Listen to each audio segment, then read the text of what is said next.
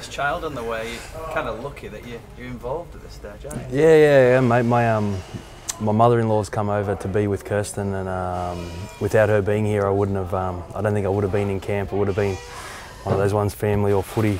You know what comes first. In this case, definitely my family would have won out. So, but Kirsten's mum's come over and given me the opportunity to come into camp, and I'm very grateful for that. It's kind of a special time, I guess, for you. Are you on the phone quite often? You know. Yeah. What's going on? It is, mate. My phone's always in my pocket. So, you know, we're still tomorrow week. So when the 15th, the baby's due. So. Hopefully, as statistic, apparently the first baby always goes over, so hopefully that's the case with us. And I guess nerves on both, you know, your first child on the way and a huge game on the way as well. Yeah, it is, mate. You're right. In the back of my mind, there's always the baby and what's going on with Kirsten at home, but you know, first and foremost, I got this game on Friday night, which is a pretty big occasion, and I feel very privileged to be part of it. And hopefully, we can come together as an 18-man squad and do a job on England on Friday night. A couple of gym sessions now, and I think your second field session this afternoon. Are you starting to feel like things are gathering pace, things are building up nicely? Yeah. You know, it's only a short turnaround. We play Friday. You know, we had a little bit of a hit out yesterday. It wasn't too much because a few boys played on Sunday, but yeah, you know, slowly gathering momentum, and I think today's going to be a bit more quicker than what we went yesterday. So you know, just looking forward to getting out there on Friday. So mate, I think you've played in is it 10 State of Origins you've played? Yeah. So how does this start? I know you can't really begin to start to compare the two, but you know, give us a flavour of what the preparation feels pretty similar.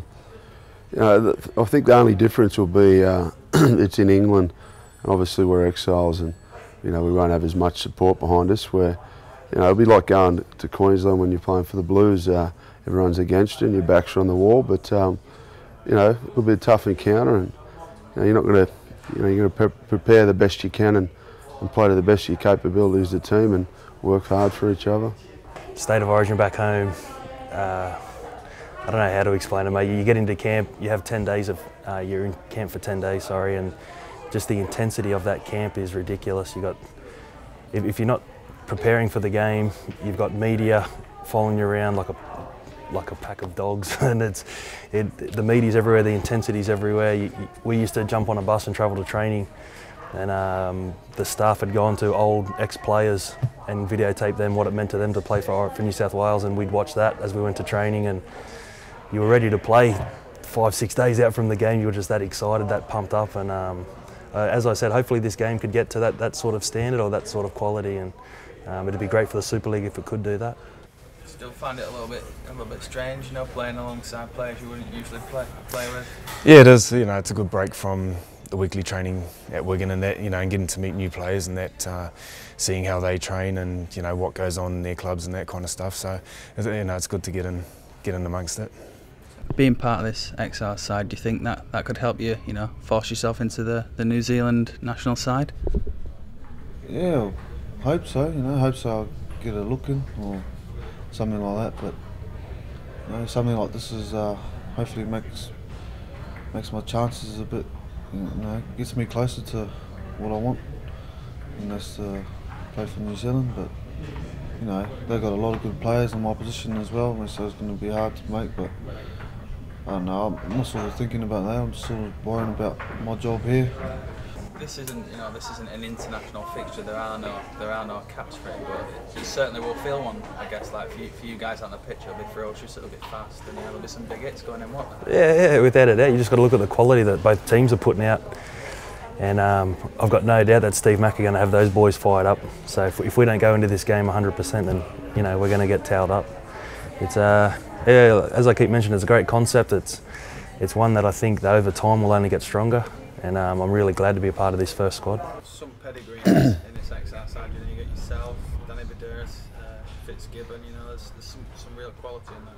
Yeah, well, lucky, you know, played together and know each other well. It makes it easier. And you know, there's a lot of boys in the team that we've played with.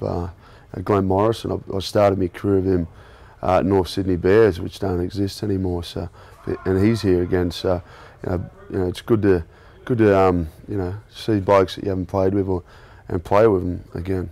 You know, it's a privilege to be here, but with them players, you know, that have had that experience, it's just overwhelming. You know, you got Danny Medeiros, who I used to love watching. I still do, mate. But you know, as a kid, as a young bloke, when I first started playing, you know, I always admired the way he played. And Tommy, you know, he plays for New Zealand.